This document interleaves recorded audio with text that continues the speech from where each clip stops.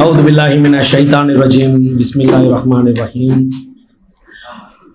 கண்ணியத்திற்குரிய எல்லாம் வல்ல இறைவனின் நல்லடியார்களே, முஸ்லிம் அல்லாத சகோதர சகோதரிகளே, உங்கள் அனைவரின் மீதும் எல்லாம் வல்ல இறைவனின் சாந்தியும் சமாதானமும் உண்டாகட்டுமாக என்ற இஸ்லாமிய முகமன் கூறி இந்த உரையை துவங்குகிறோம். அஸ்ஸலாமு அலைக்கும் வரஹ்மத்துல்லாஹி வபரகாத்துஹு. அன்பிற்குரிய சகோதரர்களே, அல்லாஹுடைய மார்க்கத்தை வாழ்க்கை நெறியாக ஏற்று வாழ்ந்து கொண்டிருக்கின்ற நாம் அதை நம்மோடு மாத்திரம் வைத்து கொள்ளாமல் பிற மக்களுக்கு எடுத்து சொல்வது நம் மீது தலையாய கடமை என்பதை நம் அனைவரும் ஒவ்வொருவரும் புரிந்து கொள்ள வேண்டும் கட்டாயமாக. இந்த மார்க்கம், இந்த நேர்வழி நமக்கு கிடைத்திருக்கிறதான இந்த அருள் எல்லாருக்குமாக கிடைக்கல. வெகு சிலருக்கு இந்த உலகத்தில் கிடைச்சிருக்கிற ஒரு மிகப்பெரிய ஒரு அரிதிலும் அரிதான ஒரு நேர்வழி. இதை இறைவன் தேர்ந்தெடுத்து நம் மீது விதியாக்கி இருக்கின்றான், நமக்கு வழங்கி இருக்கின்றான். இது எவ்வளவு பெரிய ஒரு அருள் அப்படின்றத நாம் வரலாறுகளில், இந்த மக்களோட பழக்கிறதுல, இது எல்லாத்துலேயும் நம்ம பார்த்தோன்னா நமக்கு தெரிய வரும். நபிகள் நாயகம் ஸல்லல்லாஹு அலைஹி வஸல்லம் அவர்களுடைய பெரிய தகப்பனார் கூட இந்த நேர்வழி கிடைக்கல. அவர் பலவிதத்தில் போராடி அல்லாஹ்விடத்தில் மன்றாடி அந்த அவருடைய பெரிய தகப்பனார்ட்ட கொண்டு போய் சேர்த்து எந்த விஷயம் இருந்தாலுமே அவ்வளவு இந்த உலகத்துக்கு அருளாக இருக்கிற அந்த இறை தூதருக்கே அவருடைய பெரிய தகப்பனார் இந்த இஸ்லாமிய மார்க்கத்தை ஏற்றுக்கொள்ளாமலேயே மரணித்த அந்த நிகழ்வு நமக்கு தெரிந்திருக்கிற வேண்டிய விஷயம்தான். அப்போ அல்லாஹ்வுடைய தூதராக இருக்கக்கூடிய அவருக்கு, அவருடைய நேசத்திற்குரிய ஒரு பெரிய தகப்பனாருக்கு இந்த ஒரு பாக்கியத்தை கொடுக்கல. நீங்கள் நபிமார்களை சிந்திச்சு பார்த்தீங்கன்னா, ஏனைய நபிமார்கள், பல நபிமார்கள் அல்லாஹ் சிலாகித்து இந்த திருமறை குரானில் சொல்லி காட்டுறான். பெரிய பெரிய உயர்ந்த இடத்துல அவர்களை வச்சு அவர்களை மெச்சி சொல்கிறான், இவ்வளவு உயர்ந்த அவங்க தகுதியில் இருக்காங்க. நபி இப்ராஹிம் அலைஹிஸ்ஸலாமை பற்றி குறிப்பிடும்போது அவர் நான் வழங்கின எல்லா வித சோதனையிலையும் அவர் தேர்ச்சி பெற்றாரு, அவர் வென்றாரு. அவரை தன்னுடைய நண்பரா சொல்ற அளவுக்கு இறைவன் ரொம்ப நேசத்திற்குரியவரா அவரை குறிப்பிடுறான்.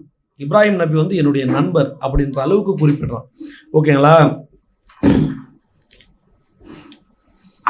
அப்ப இறை தூதர் அவர்களை இத்தனை நபிமார்கள், இறை தூதர்கள் இருக்காங்க இல்லையா, இப்ராஹிம் நபி அவரை அவ்வளவு நேசத்திற்குரியவர்களா சொல்லும் பொழுது கூட அவருடைய தகப்பனார் இஸ்லாத்துக்கு வரல, நேர்வழி அவருக்கு கிடைக்கல. அவருடைய தகப்பனார், அவர் உலகத்துக்கெல்லாம் ஒளியாக இருந்தவர், அவருடைய மார்க்கத்தை தான் இங்கே முஸ்லீம்கள் பின்பற்றுறாங்க. அவருடைய தகப்பனாருக்கு இந்த நேர்வழி கிடைக்கல. அவருடைய தகப்பனார் குறித்து இப்ராஹிம் நபி கவலைப்பட்டு அவளுக்கு பல விதங்களில் அவர்களுக்கு அழைப்பு பணி செய்கிறாங்க, நீங்கள் இந்த நேர்வழிக்கு வந்துடுங்க, நீங்கள் சிலைகளை செய்யாதீங்க அப்படின்னு சொல்லியும் கூட அவர் ஏற்றுக்கலை, அவர் நேர்வழி கிடைக்கல. அப்போ நம்ம சிந்திச்சு பார்க்கணும், அல்லாஹுடைய தோழர்னு அந்த இறை தூதர் இப்ராஹிமை சொல்கிறாங்க.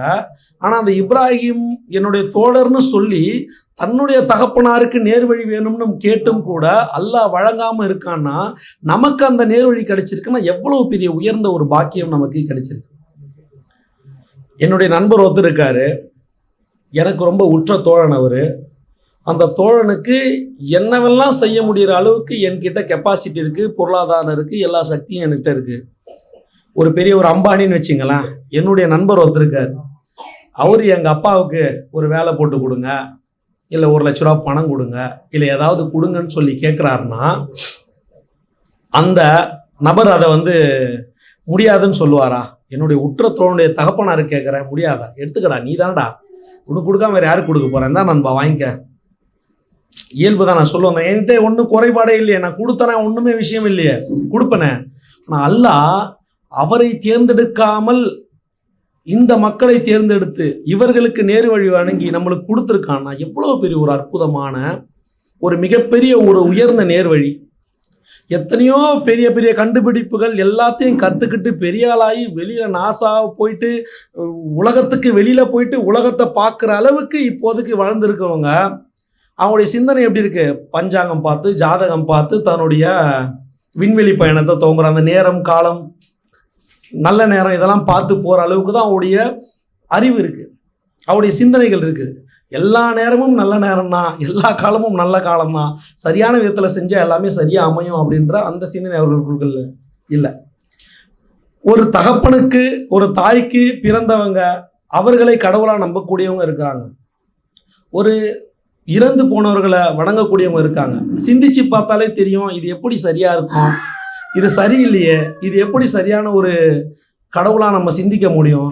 ஒரு தாய்க்கு பிறந்து ஒரு மரணிச்சவர் எப்படி நம்ம உலகத்திற்கு நம்ம கடவுளா நம்ம நேசிக்க முடியும் அப்படின்ற ஒரு சிந்தனை கூட அவர்களுக்கு இல்லாம விண்வெளிக்கு போற அளவுக்கு புத்தி இருக்கிறவங்க இந்த சின்ன விஷயத்துல கோட்டை விடக்கூடிய அளவுக்கு தான் இருக்குது. ஏன்னா இதுதான் நேர்வழி. அவருடைய சிந்தனைகள்ல மாற்றம் ஏற்படாம இருக்குது பாருங்க.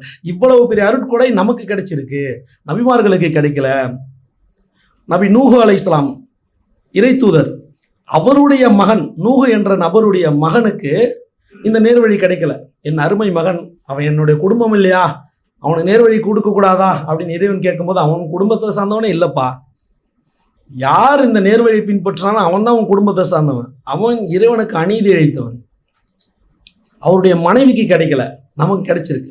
ஸோ இந்த நபிமார்களுக்கெல்லாம் கிடைக்காத இந்த ஒரு மிகப்பெரிய இந்த பாக்கியம் நமக்கு கிடைச்சிருக்குன்னா நாம் வச்சுக்கிட்டு இருக்கதான் மக்கள்கிட்ட கொண்டு போய் சேர்க்கிறதா, நம்மை நாமே சீர்திருத்தம் செஞ்சு கொண்டு இவ்வளவு பெரிய ஒரு பாக்கியம், எந்த உழைப்பு, நம்ம என்ன பெரிய சிந்திச்சு இறை தூதர் இப்ராஹிம் மாதிரி யோசிச்சு இந்த சூரியன் இப்படி இருக்கு, இந்த சூரியனை படைச்சதுதான் கடவுளா இருக்கும்னு நம்ம சிந்திச்சோமா சுயமா? அப்படிதான் இந்த இஸ்லாமிய மார்க்கத்துக்கு நமக்கு கிடைச்சதா?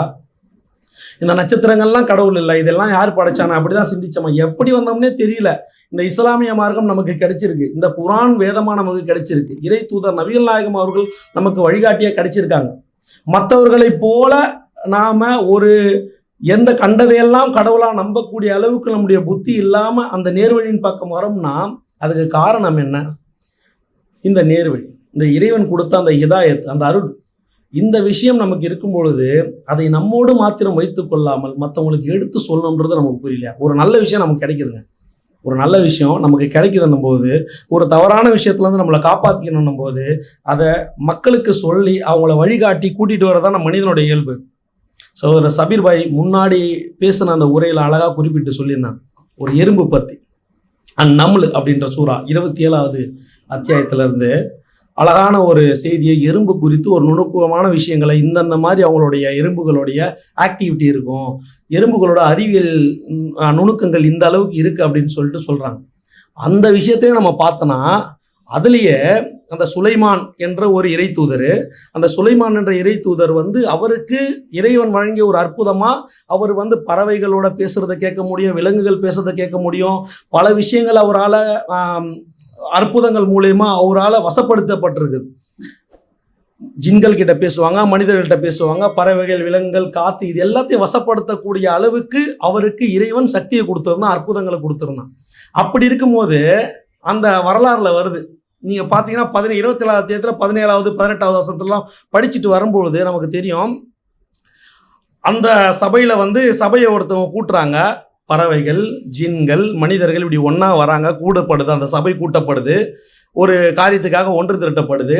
ஒன்று திரட்டப்படுறதுக்கு வர வழியில் ஒரு எறும்பு சொல்லுது, ஒரே ஒரு எறும்பு சொல்லுது, சுலைமானுடைய கூட்டங்கள் வந்துகிட்டு இருக்குது, எறும்புகளே, நம்ம குரானில் படிக்கிறோம்ல, ஓ மனிதர்களே, யா ஐயுஹன்னாஸ் அப்படின்னு நம்ம படிக்கிறோம் இல்லையா, அது போல் அந்த ஒரு எறும்பு சொல்லுது மற்ற எறும்புகளை நோக்கி, ஓ எறும்புகளே, நீங்கள் எல்லாரும் உங்களுடைய இருப்பிடத்துக்கு போய் நுழையுங்க, உங்கள் இருப்பிடத்தை தேடி போயிருங்க, ஏன்னா சுலைமானுடைய படை கூட்டம் வந்துக்கிட்டு இருக்குது, உங்களை தெரியாமல் மெரிச்சிருவாங்க, அதனால் உங்களை நீங்கள் காப்பாற்றிக்கிட்டு போங்க.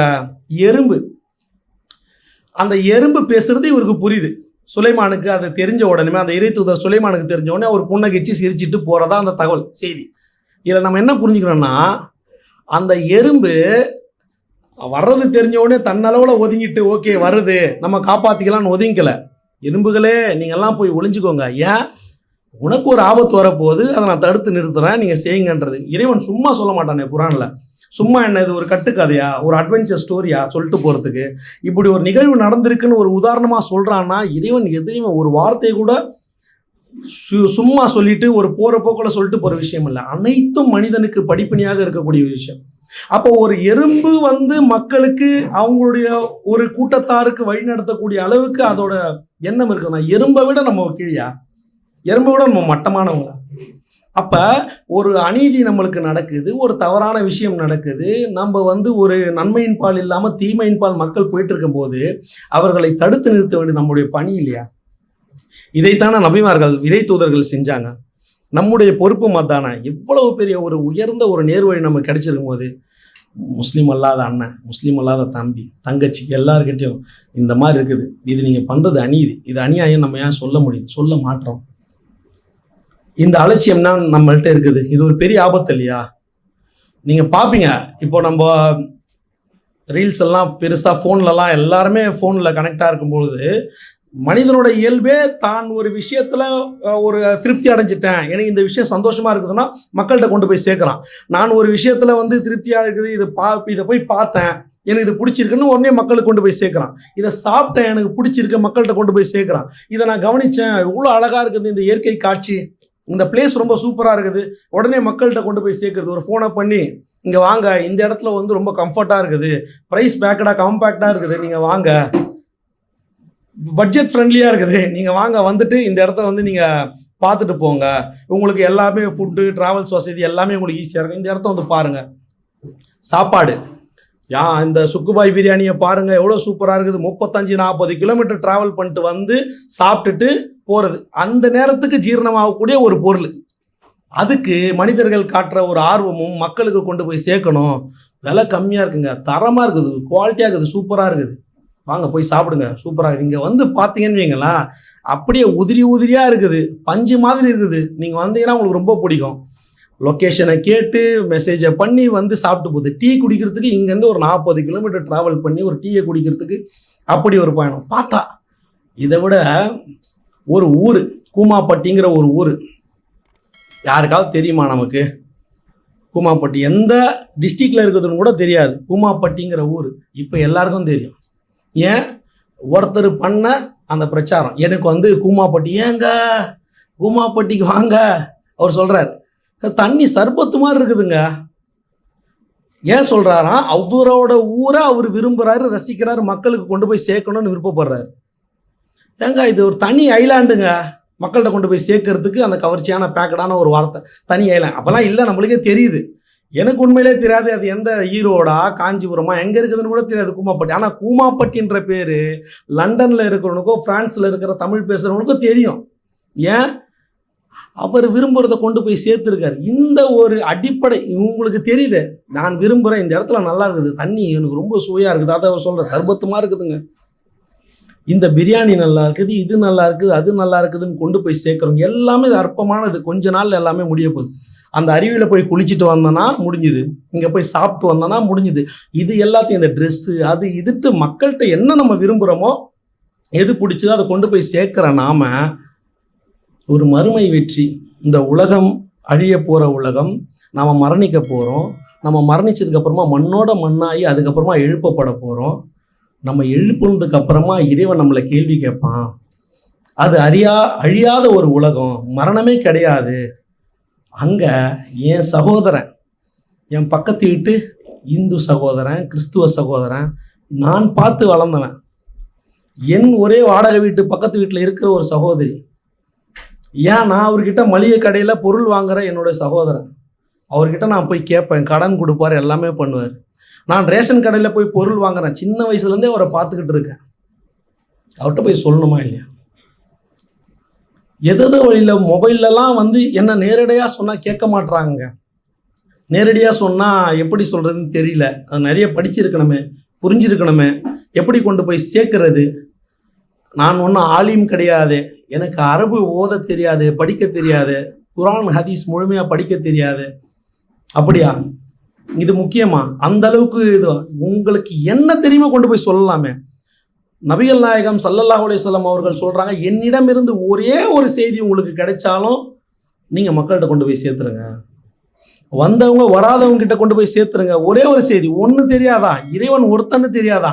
அது தெரியாமல் எப்படி நம்ம? அதுதான் அடிப்படையே, அதுதான் உயர்ந்தது, அதுதான் எல்கேஜி, அதுதான் எம்பிபிஎஸ். அது இல்லாமல் ஒருத்தர் முஸ்லீம் ஆக முடியாது, அதுதான் உயர்ந்தது. அப்போ இறைவன் ஒருத்தன்னு தெரியும் போது, ஆனால் நீங்கள் இதை வணங்காது, இது சாதாரண ஒரு அற்பமான நீங்கள் உருவாக்கின ஒரு பொருள், இது எப்படி நான் வணங்க? கேட்க முடியாதா? இது வேணாம், இதை விட்டுருங்க. அம்மா இது வேணாம்மா, என்னம்மா நீங்களே படைச்ச ஒரு பொருளை நீங்களே எப்படிம்மா வணங்குங்க? ஒரு வாழைப்பழத்தில் நீங்கள் ஊதுவத்தி சொருவி நீங்கள் பிரார்த்தனை பண்ணால் அதுக்கு புரிஞ்சிடுமா? நீங்களே செதுக்கி அதுக்கு கண்ணு மூக்கு வாய் கொடுத்து அது புரிஞ்சிடும், கேட்க முடியாதா நம்மளால?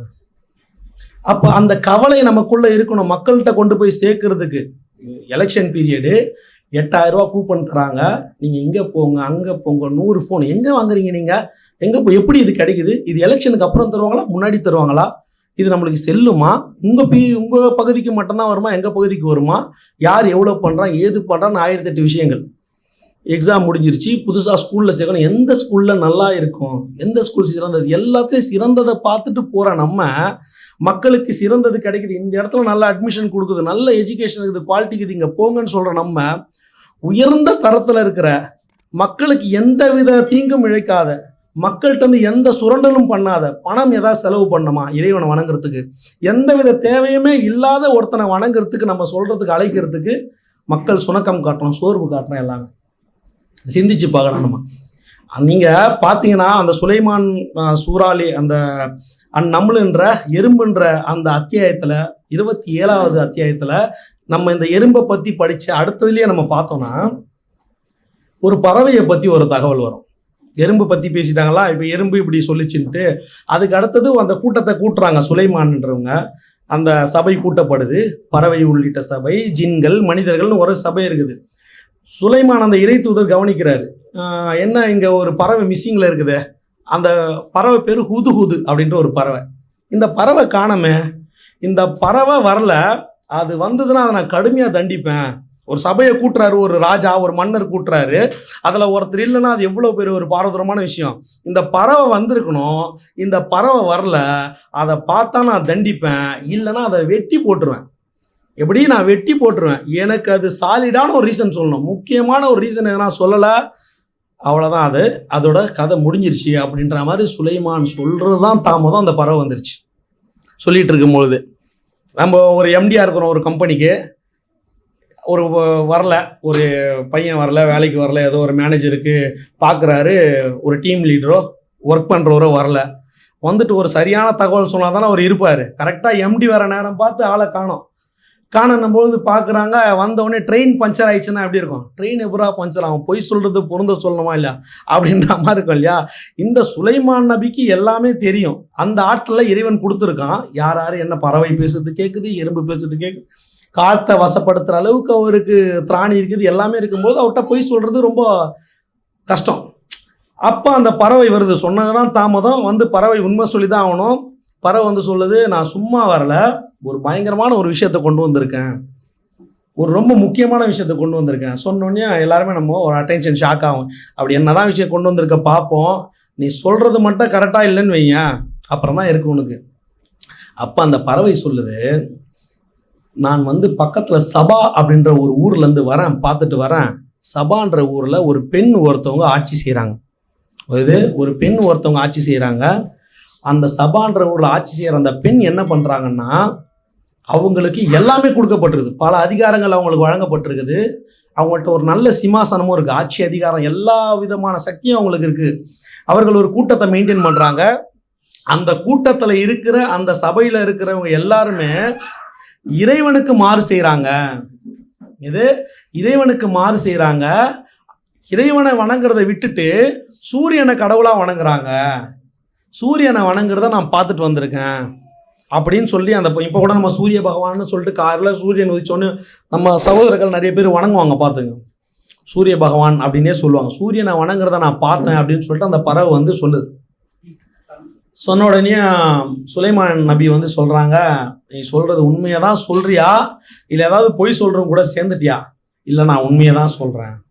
அப்போ நீ உண்மை சொல்கிறதுனா நான் பார்ப்பேன், அதை போய் நான் விசாரிப்பேன், என்ன எது நான் பண்ணுவேன். நான் உனக்கு ஒரு லெட்டர் தரேன், அந்த லெட்டரை கொண்டு போய் அதில் போடு, அவங்க என்ன ரியாக்ட் பண்ணுறான்னு பார்த்துட்டு வந்து சொல்லணுன்னே லெட்ரு எழுதி சுலைமான் இறை தூதர் சுலைமான் வந்து கொடுக்குறாரு. கொடுத்த உடனே அந்த பறவை போய் லெட்டரை அந்த ராணி முன்னாடி போட்டுட்டு போய் கவனிக்குது, என்ன பேசுகிறான்னு கவனிக்குது. கவனித்த உடனே அந்த லெட்டரை எடுத்து படிக்கிறாங்க அந்த ராணி.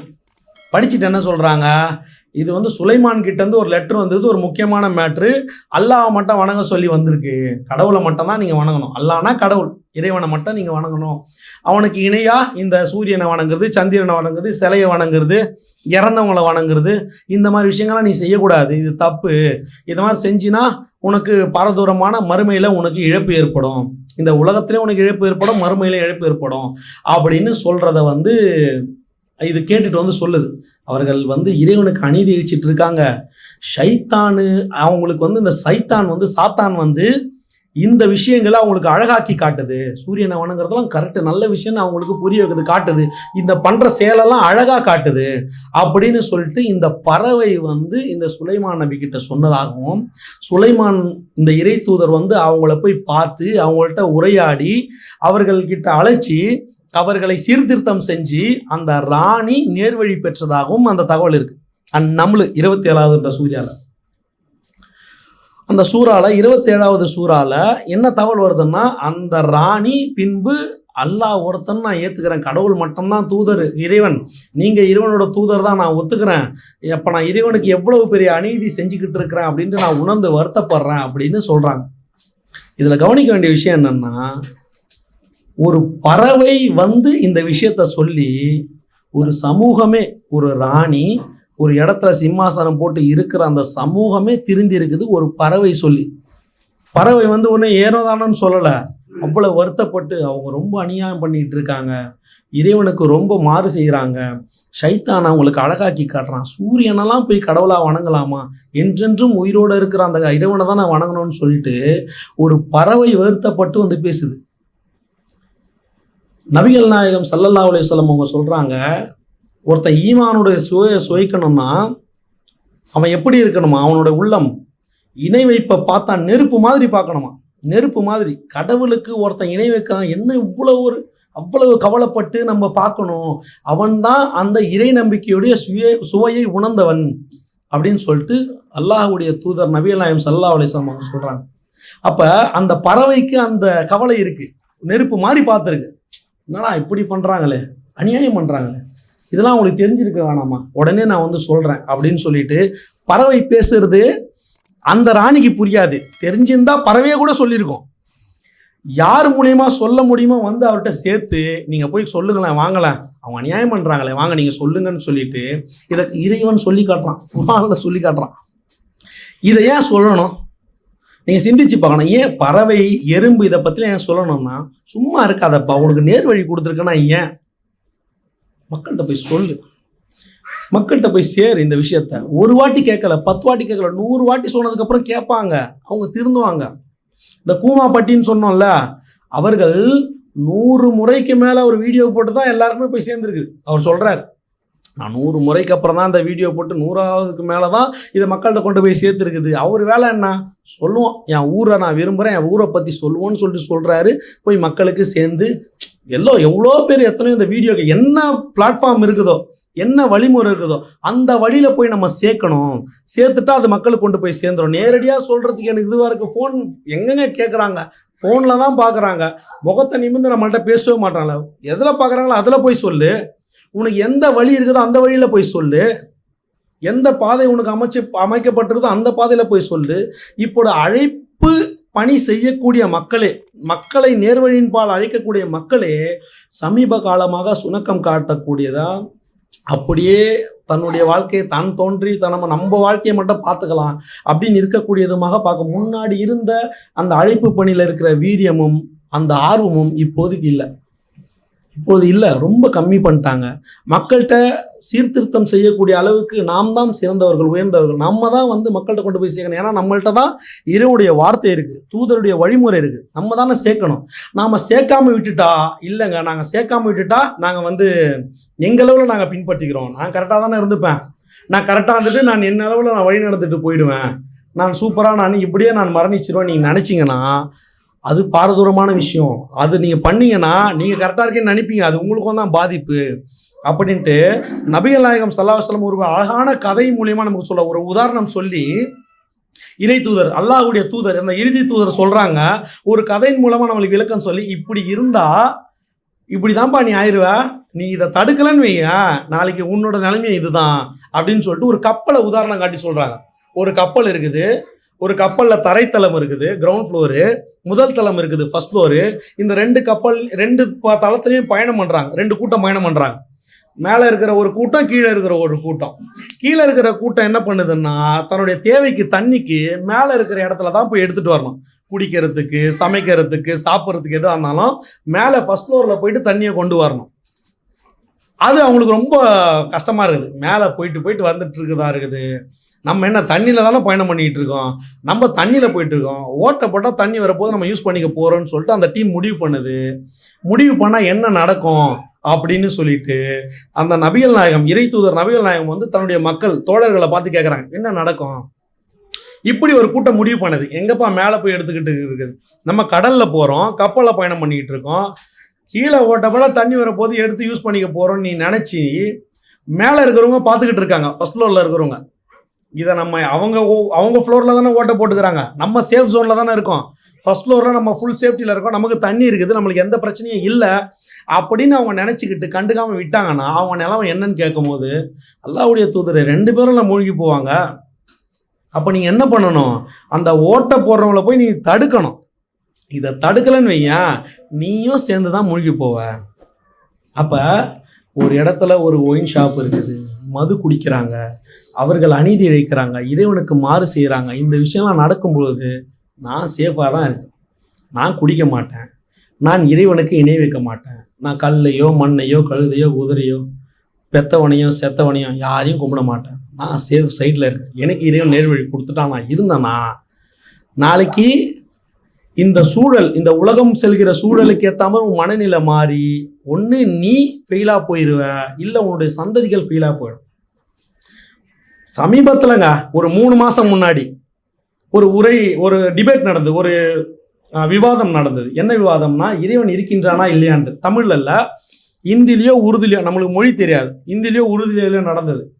அதில் 2 பேர், ஒரு முஸ்லீம் அதில் இறைவன் இருக்கின்றானான்ற டாப்பிக்கில் ஒரு முஸ்லீம் வந்து உரை நிகழ்த்தார், ஒரு அறிஞர். அவர் ஆப்போசிட்டில் இருக்கிறவர் கடவுள் இல்லைன்ற உரை நிகழ்த்துறார். 2 பேரும் பேசுகிறாங்க.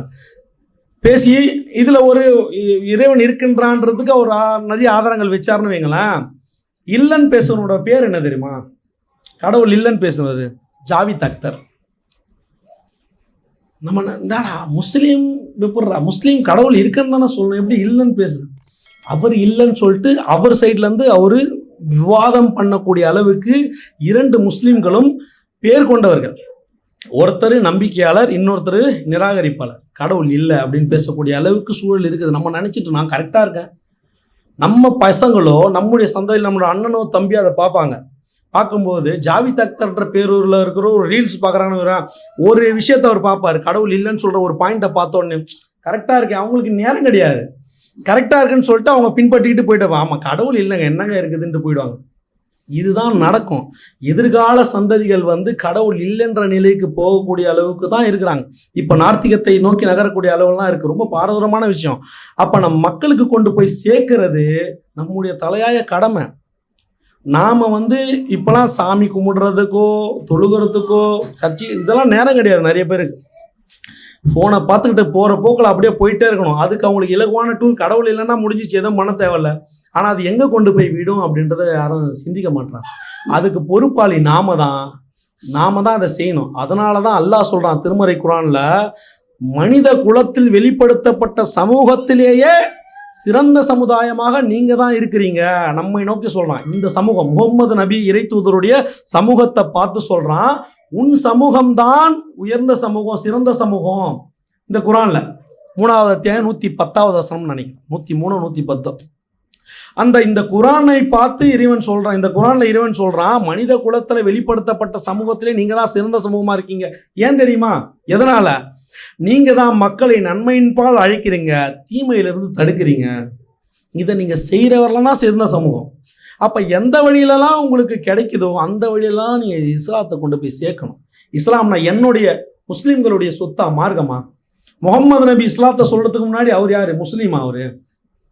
அவருடைய தாய் தகப்பனார் முஸ்லீமா? வாழையடி வழியாக வந்ததா? என்னுடைய பேர் அன்பு, நான் ஒரு 10 வருடங்களுக்கு முன்னாடி நான் எந்த வேற்று மதத்தில் இருந்திருப்பேன். இருந்தேன். இப்போ நான் இஸ்லாத்துக்கு வந்துட்டு எனக்கு எல்லா விதமான உரிமையும் கிடைக்குதுன்னும் பொழுது இந்த உரிமையை வழங்கினவங்க யாரு? என் இறைவன். எவ்வளவு பெரிய ஒரு உயர்ந்த இடத்த எனக்கு கொடுத்துருக்கான். எனக்கு அறிவு இருக்குது, ஏதோ ஒன்று காட்டி இது கும்பிட்டு போகணும், நல்லது நடக்க நான் பண்ண மாட்டேன். இதுக்கு சக்தி இல்லைடா, எனக்கு இருக்கிற அறிவு கூட இது கிடையாது, இதை போய் நீ கும்பிட்டு போன்றா, நான் பண்ண மாட்டேன். இந்த சிந்தனை எனக்கு எங்கேருந்து வருது? பெரிய பெரிய படிப்பு படித்தவனுக்கு கூட இல்லாத ஒரு சிந்தனை எனக்கு இறைவன் வழங்கியிருக்காங்க இல்லையா? அப்படி இருக்கும்பொழுது இந்த பாக்கியம் எனக்கு கிடைச்சதை நான் மக்களுக்கு கொண்டு போய் சேர்க்கணுமா இல்லையா? என்னை அடிமைப்படுத்துது, சிறுமைப்படுத்துது, எத்தனையோ ஏனைய விஷயங்கள்ல நம்மளை பண்ணும்பொழுது இதை கொண்டு போய் சேர்க்கிற விஷயம் நம்மளுடைய பொறுப்பா இல்லையா? அப்போ அது எல்லாமே கொண்டு போய் சேர்க்கணும். அறிந்தவர்கள் அறியாதவர்களுக்கு கொண்டு போய் சேர்க்கறது நம்ம மீது கட்டாய கடமை. அதை புரிஞ்சுக்கணும். நம்ம சாப்பிட்றது, தூங்குறது, அது போல நம்ம தெரியும் 5 தூண்கள் இஸ்லாத்தில் கடமையாக்கப்பட்டிருக்குது. இந்த 5 தூண்களையும் நம்ம செய்யணும்னு சொல்லிட்டு இருக்கும் பொழுது இந்த விஷயத்த நாம் விட்டுறாம இதுவும் நம்முடைய கடமை என்று அணுகி செஞ்சனா அந்த கப்பல் கதை சொன்ன மாதிரி தான் நம்மை நாம் பாதுகாத்துக்கலாம். இல்லைன்னு வைங்களா, நம்மளும் சேர்ந்து தான் அழிந்து போவோம். அதற்கு நம்ம வழிவகுக்காமல் இந்த உலகத்தில் இருக்கிற எல்லாருமே இணைவிப்பிலிருந்து நம்ம மீட்டெடுக்கக்கூடிய மக்களாக வல்ல ரஹ்மான் நம் அனைவரையும் ஆக்கி அருள்வானாங்க. எல்லாம் வல்ல இறைவன் அதற்கு உதவி செய்வான். அஸ்ஸலாமு அலைக்கும் வரஹ்மத்துல்லாஹி வபரகாத்துஹு.